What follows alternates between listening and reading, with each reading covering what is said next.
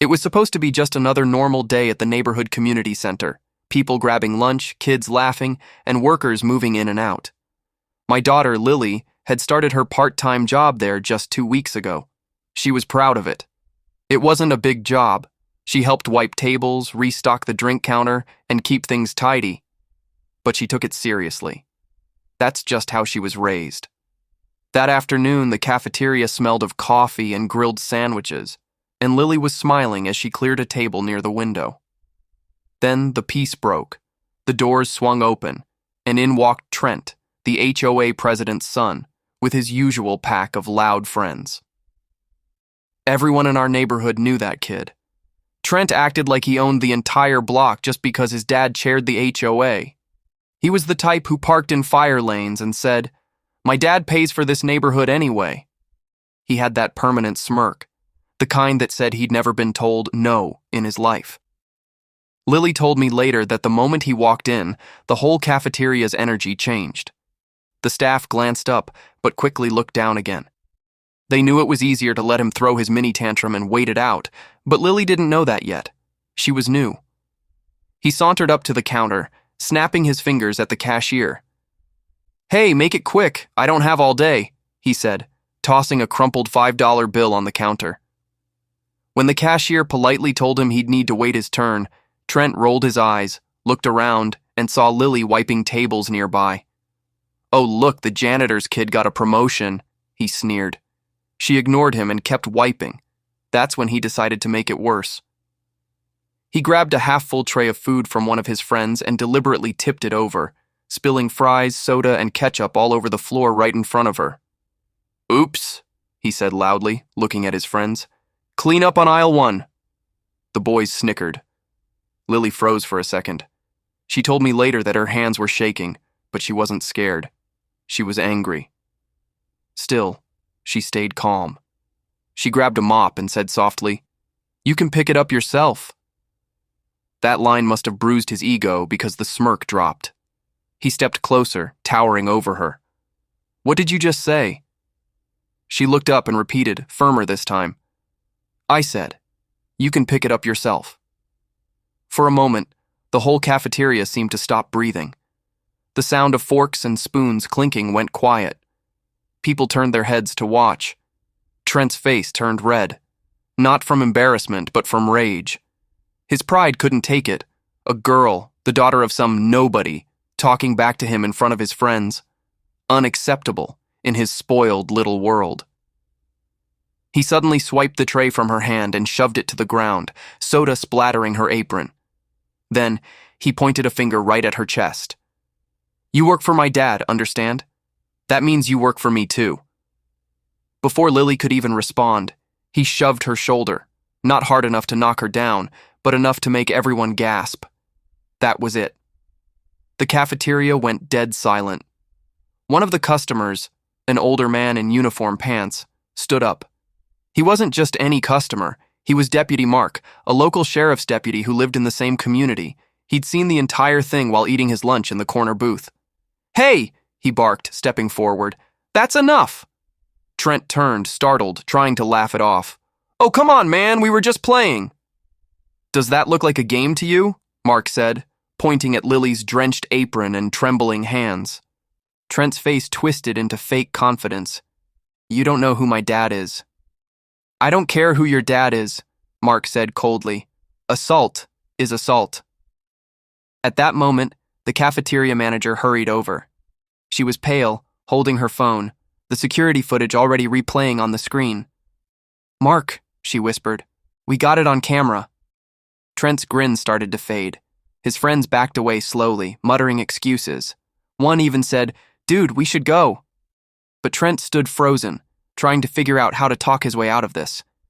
Then, Mark leaned closer, his voice calm but sharp. "You need to call your dad, kid, because this is about to get official." Lily stood there quietly, shaking but standing tall. She didn't cry, she didn't scream. She just crossed her arms and looked him dead in the eye.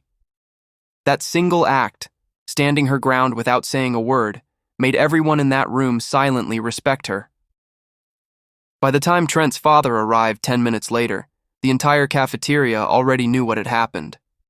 Every customer, every worker, even the janitor, was ready to back Lily's side. And Trent? He wasn't smirking anymore. He was sitting in a chair, his hands trembling, eyes red, realizing for the first time that his father's name couldn't protect him this time. By the time Trent's father, Mr. Harold Benton, the HOA president, arrived at the cafeteria, tension filled every corner of the room. Forks clinked softly against plates, and people pretended to eat just to avoid staring too openly, but every pair of eyes was secretly fixed on the man walking through the doors. Harold was one of those people who believed his title made him untouchable. Dressed in a pressed blue suit and shiny black shoes, he carried himself like a politician, even though his only claim to power was running an HOA board. The kind of man who reminded everyone how many connections he had in the county. As he entered, his gaze immediately fell on his son, sitting in the corner, arms crossed, his confident smirk completely gone. The red mark on Lily's shoulder told the story before anyone spoke. "What's going on here?" Harold barked, striding up to the deputy. "Why is my son sitting here like he's under arrest?"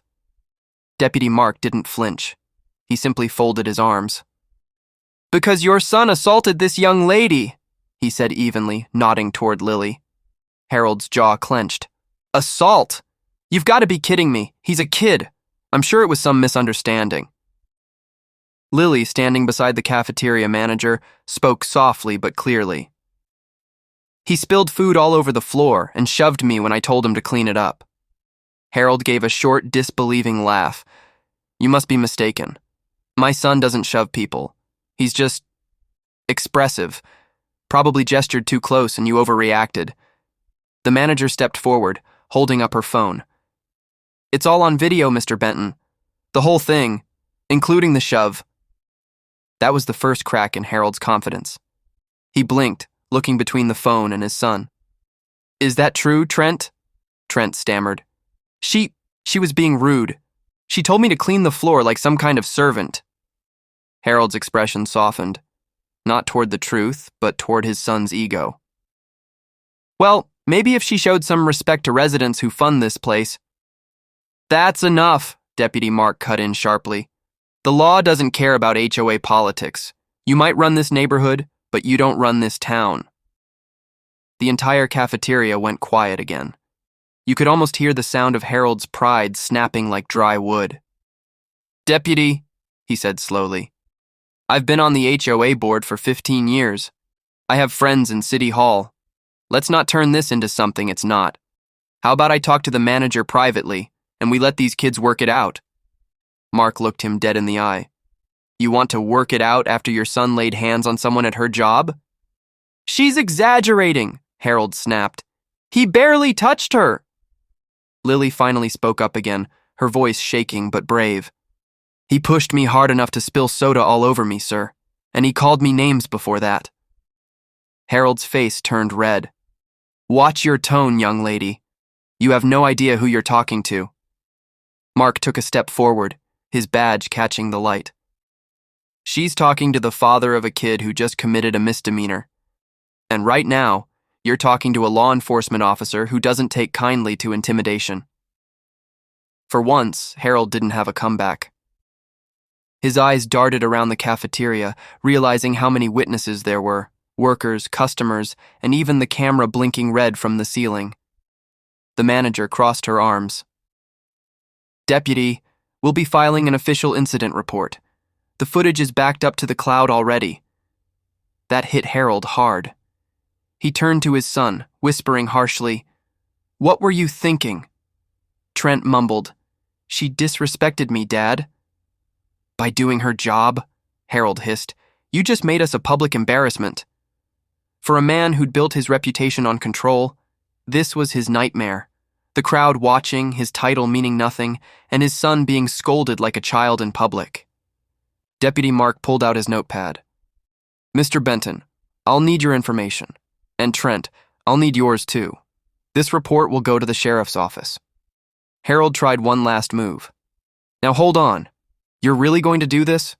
You think you can just throw the HOA president's kid into the system for a misunderstanding?" Mark smiled coldly. I don't care if he's the mayor's kid. The law applies to everyone. The cafeteria broke into murmurs. Someone even clapped quietly in the back before being shushed. Lily stood still, clutching her damp apron. A tear slipped down her cheek, not from fear, but relief. For once, someone was standing up to the people who thought they were above everyone else. Harold exhaled slowly, his anger fading into a defeated sigh. He placed a hand on his son's shoulder. We'll take care of this, son. Let's go. But Mark wasn't done. No, sir. You'll both wait here until we finish the paperwork. Harold turned halfway, staring at the deputy. You're enjoying this, aren't you? Mark shrugged. No, sir. I just enjoy justice being fair. As the two Bentons sat down, humiliated and quiet, Lily walked over to the manager. Am I in trouble? She asked softly. The manager shook her head and smiled. No, sweetheart. You did the right thing. And across the room, a few customers nodded silently, because everyone knew this wasn't just about one spoiled kid. It was about years of HOA arrogance finally catching up to the people who thought rules were for everyone else. The next morning, the sun was just beginning to rise over Willow Creek when I got the call. Mr. Harris? It was the cafe manager, her voice uneasy. You might want to come down here. There's a bit of a situation.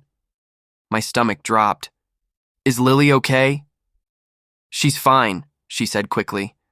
But the incident from yesterday, it's online. Within minutes, I was out the door. When I arrived at the cafe, half the staff was huddled around a phone. And sure enough, there it was. A customer had recorded the entire confrontation from the day before. Trent shoving Lily, the deputy stepping in, and even Harold Benton's desperate attempt to use his title to get out of trouble. The video had gone viral overnight. By morning, it was already sitting at 500,000 views with the title, HOA President's Son Assaults Waitress, Tries to Use Daddy's Power to Escape Trouble. The comment section was a wildfire. People from all over were chiming in. Typical HOA behavior, entitled and untouchable.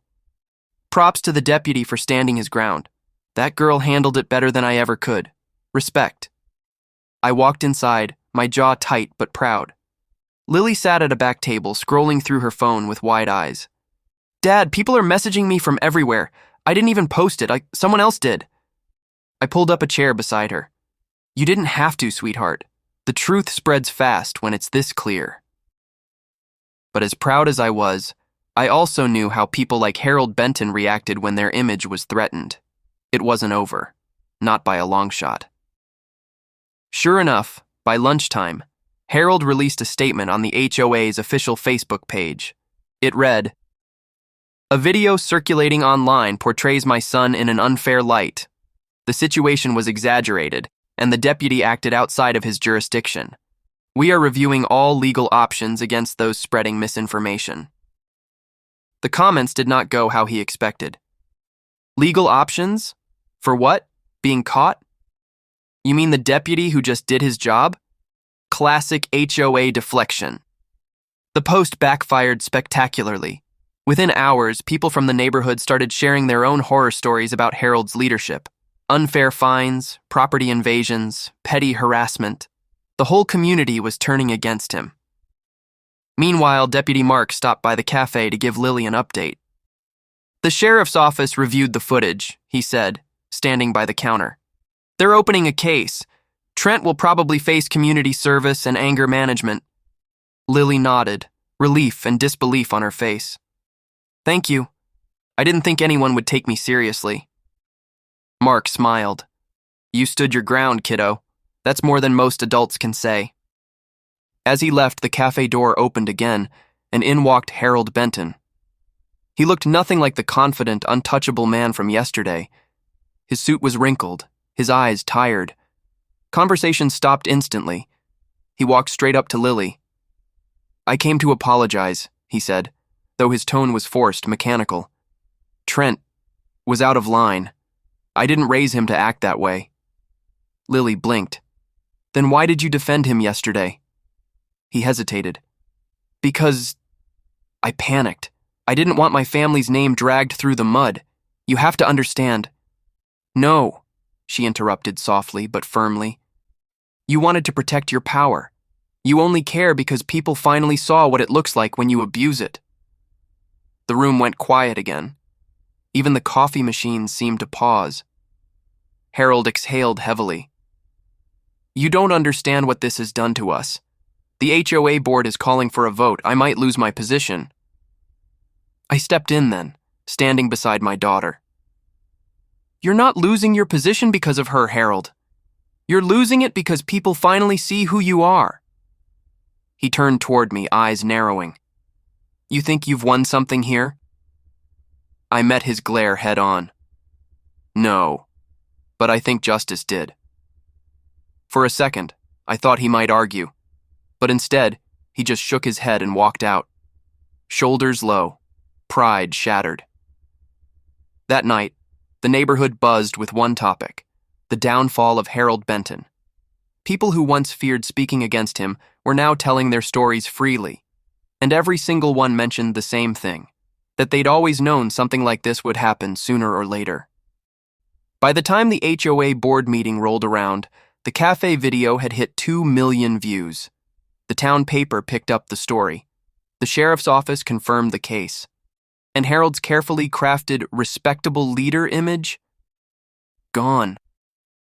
I looked over at Lily that night, sitting at the kitchen table. She was reading a message from someone she didn't even know, another young waitress thanking her for standing up for herself. She smiled softly. "I didn't mean to cause all this." I laughed. "You didn't cause it, kiddo. You just exposed it." And for the first time in a long while, our home felt peaceful. No HOA meetings, no arrogant knock on the door. Just quiet, and justice humming in the air. A week later, Willow Creek was quieter than usual, the kind of quiet that comes when the loudest person in town finally runs out of power. The HOA office, once bustling with Harold Benton's endless rules and petty fines, now sat mostly empty. The community board had voted unanimously to remove him as president after the scandal. It was the first time in years that the neighborhood had stood up to him, and it felt like the start of something better. Meanwhile, Trent was facing the kind of accountability his father had always shielded him from. The sheriff's office had charged him with misdemeanor assault and disorderly conduct, plus he was ordered to attend anger management classes and perform 100 hours of community service at the very same cafe where he'd attacked Lily. Oh, the irony. When I heard that, I couldn't help but smile. Life had a funny way of balancing its own scales. The first day of community service. It was a Tuesday morning when I drove Lily to work. She was nervous, twirling her apron strings in her hands. "Dad, what if he tries something again?" I shook my head. He won't. Not with that many witnesses, and a probation officer checking in every hour. When we got there, Trent was already outside wearing a bright orange vest with community service printed on the back. Gone was the smug expression he'd worn that first day in the cafe. He looked tired, embarrassed, small. The moment Lily stepped out of the car, their eyes met. He looked down immediately. Inside, the cafe manager approached Lily. "He's been instructed to sweep and clean tables," she said. "He'll stay out of your section." Lily nodded. "That's fine." For the first hour, Trent didn't say a word. He swept floors, wiped windows, and tried not to make eye contact. The regular customers recognized him immediately, some whispering, others glaring openly. A few even muttered things like, "Guess karma doesn't miss." Around lunchtime, as the cafe got busy, I stopped by to check in. That's when I overheard Trent quietly speaking to Lily. "I'm sorry," he said, eyes low. "I really am." Lily froze for a moment, unsure if it was genuine. "You hit me, Trent. In front of everyone. You humiliated me." "I know," he said, "and I deserved everything that happened after. I didn't know how to act without my dad covering for me." For a second there was silence, the kind that feels heavier than noise. Then Lily said something that stunned me even as I watched from afar. "Maybe it's time you learn who you are without him." And then she turned back to her work. That one line hit harder than anything else that week. The meeting with the new HOA president. 2 days later, I got a letter from the newly elected HOA president, Marianne Cole, a kind, level-headed woman who'd lived in the neighborhood for years, but had always been too afraid to speak up under Harold's rule. Her note was short and to the point. "Mr. Harris, we'd like to formally apologize for the actions of our previous leadership. You and your family are welcome to attend the upcoming HOA meeting to discuss community improvements. Also, we voted to dissolve several outdated and unfair regulations." I read it twice. It was the first time in history the HOA had invited someone instead of threatening them. At the meeting, Marianne stood at the front of the room, smiling. "We're done with harassment, favoritism, and abuse of power," she said. "This neighborhood deserves better, and we're going to rebuild it together." I glanced over at Lily, who smiled faintly. For the first time since we moved in, she felt safe. Really safe. Harold's final visit. That weekend, Harold himself came by our house. Not in a suit this time, not with his HOA clipboard, just in a plain shirt, his face weary. "I wanted to say goodbye," he said. "We're moving. The board voted me out, and I think it's time for a fresh start." I crossed my arms, not sure whether to pity or despise him. "Fresh start's good," I said. "But it doesn't mean much if you don't learn from the mess you made." He sighed. "I have. Believe me, I have." He turned to leave, then stopped. "For what it's worth, your daughter showed more maturity than either of us that day." That, I had to admit, was true. Life after the storm. Weeks passed. The cafe was busier than ever, with locals dropping by to support Lily and her co-workers. People called her the girl who stood up to the HOA bully. She'd roll her eyes whenever she heard it, but I could tell deep down she was proud. One evening, as we sat on the porch, she turned to me and said, "Do you think people can change, Dad? Like really change?" I smiled. "Sometimes, but not because they have to, only when they want to." She nodded, thoughtful. "I think Trent might. He's been showing up every day. No excuses." "Good," I said. "That's how you start fixing what's broken." The sun set slowly behind the houses, quiet, peaceful, free from the tension that once poisoned the neighborhood. And for the first time in a long while, Willow Creek didn't feel like a place controlled by rules or fear. It felt like home. Moral. Sometimes the loudest bullies fall hardest. Not because someone fights back harder, but because the truth doesn't stay quiet forever.